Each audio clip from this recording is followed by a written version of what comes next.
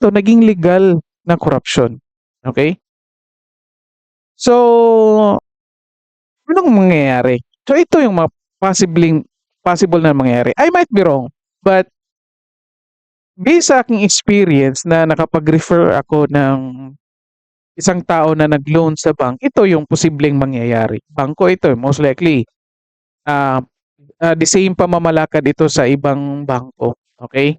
Ang mangyayari, itong LGU, uutang ito doon sa DBP.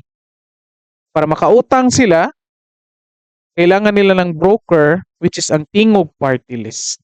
Okay? Kasi nag-agreement na sila eh.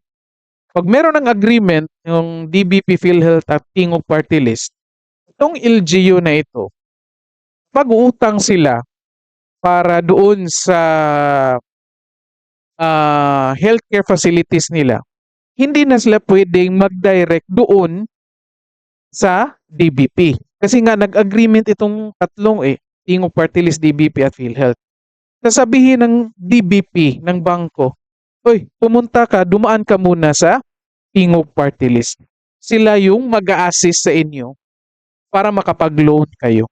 Okay? So again, broker itong Tingog Party List. So anong mangyayari? So tutulong itong Tingog Party List sa mga LGUs, mag-a-assist nito, kasi nga naging broker sila. Ang mangyayari, tatanggap itong Tingog Party List ng referral fee galing doon sa DBP. And usually, the referral fee ay 1% yan ng loanable amount. Okay? Or loan amount. Halimbawa, pag nag-loan niya ng 100 million, yung LGU para sa infrastructure nila, hospital, halimbawa, magkano ba ang 1%? Tingnan natin. 1 million, 100 million. Teka, kuha lang muna ako ng calculator. Okay? 1 billion na to. Times 0.01. O di may 1 million yung Tingog Party List. Halimbawa, madali lang pala yun. Okay. Sige na lang. Uutang ang LGU 100 million sa DBP for the construction of hospital. Nag-broker yung nag-assist yung Tingog Party List. Okay? Of course, re-release ng 1 million kasi nga 1% doon sa loan amount, magbibigay ang DBP doon sa Tingog Party List ng 1 million as referral fee. Again, sinasabi ko ito na I might be wrong. But this is the common practice sa mga bangko, lalo na kapag nakapag-assist ka or nakapag-refer ka ng mga taong mag-loan or mag-uutang sa kanila. Okay? Hindi naman minention sa agreement, hindi naman binalita na nagsabi ang Tingog Party List na hindi sila tatanggap or nagsabi ang DBP na wala silang ibibigay sa Tingog Party List. Well, hindi naman minention eh. Okay, hindi naman minention. So basically, meron yang referral fee. The common standard practice. Meron lang referral fee. Again, 100 million ang utang, 1% is 1 million, pupunta doon sa Tingog Party List. And this is nationwide. Imagine niyo, nationwide. And ilang municipalities tayo, ilang cities meron tayo dito sa Pilipinas. Lahat yan cover nila. Okay? Lahat yan cover nila. Yun nga sabi ni Doc, Eastern Visayas lang ang focus ng Tingog Party List. Bakit? Cover nila buong bansa, nationwide. Kahit nasa Mindanao ka, ikaw, mayor ng Mindanao or governor sa parte ng Mindanao, gusto mong magpatayo or mag-renovate ng hospital ninyo kasi nga sira-sira na, kailangan mo ng budget, may agreement itong tatlo, PhilHealth tsaka Tingog. Mag-demand ka sa PhilHealth. PhilHealth, bigyan mo kami ng budget para sa development, improvement namin or construction. Sasabihan ka ng PhilHealth, pumunta ka doon sa DBP. May agreement kasi kami.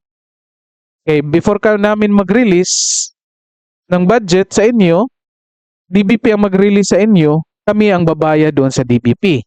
Okay? So pupunta kayo ng DBP. Sabihin nyo, DBP, uutang kami para sa hospital construction namin. Sasabihan kayo ng DBP Ops, meron kaming agreement between Tingog Party List. So before kayo makautang, dadaan muna kayo sa Tingog Party List. Sila ang a-assist sa inyo para makapag-loan kayo sa amin. Okay? So, dadaan kayo ng Tingog Party List. Once ma-release na yung loan, automatically yung Tingog Party List tatanggap ng referral fee. Imagine, from Luzon to Mindanao, lahat ng municipalities, ganyan yung mangyayari.